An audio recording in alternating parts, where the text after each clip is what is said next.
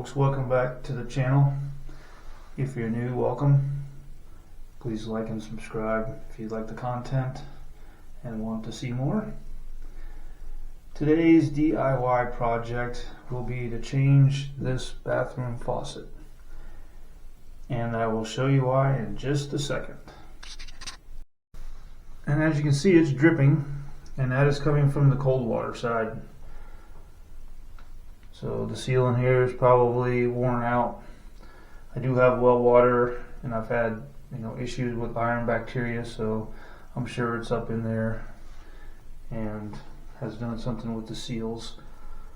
So I'm just going to change the faucet itself. Also went one with a little bit higher because this is a small sink because it is a small bathroom. So just to give a little bit more space, put hands under and whatnot. So to start to change this, obviously you'll need to turn the water to the faucet itself off, and that's going to be underneath the sink, which is in this case the vanity. Now you may have an old style sink where the valves are right there on the wall. Either way, you'd want to turn both of those off. I will do that right now. Alright, so this is the hot water. I'm just going to turn that off.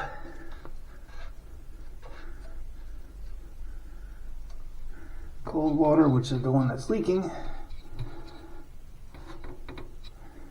And this is the stopper that was in there. I took it out a long time ago. Just get tired of them getting clogged up. So I just use the stopper inside the sink. And this is, I don't know if you can see it. That's where the rod that comes out was attached to. And I don't even need to really mess with that rod. I can leave it in there. It'll come with the new sink. Now when you take these hoses off, you'll probably get water out. So just be aware of that. You may want to put something underneath here, a bucket or something to catch the water so you don't get water on the wood. It eventually will warp it or rot it, one of the two. This is the faucet that I bought to replace this one with. You can see it has a little bit higher hoop. Got it from Home Depot, about 50 bucks. This is a 4-inch center set. They're pretty much universal on the sinks, but you would just want to verify that. Of course, it comes with instructions. You have your faucet where it'll connect under the sink. So these, once I get the hoses off underneath, I'll have to unscrew the larger wing nuts holding down the old faucet. And it has a new style stopper, but again, I don't think I'm going to put that in there. Alright, so I got the old faucet out, and looks like somebody had tried to use some caulking, and yeah, it's pretty gross looking. I apologize for that, but you gotta be prepared to see stuff like that when you're doing any kind of plumbing work. Alright, so on the new faucet, it does have like a gasket. You just set it down in there. Now this is hot and cold, so that's the way it goes on. As for the little plunger, we'll get that on there. It does have a note on here, don't use any kind of thread sealant. Do not use any plumber's putty, pipe dope, or any other type of sealing compound on water inlet or threads. Additional compound is not necessary. A watertight seal between the threaded inlet and supply tube is achieved by compression. And you don't want to over tighten this stuff either. These were on there pretty tight. Of course, they've probably been on there for several years.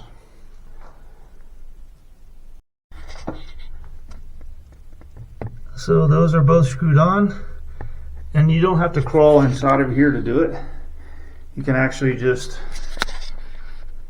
reach up. You can reach up and actually touch the pipe coming down to tighten these down.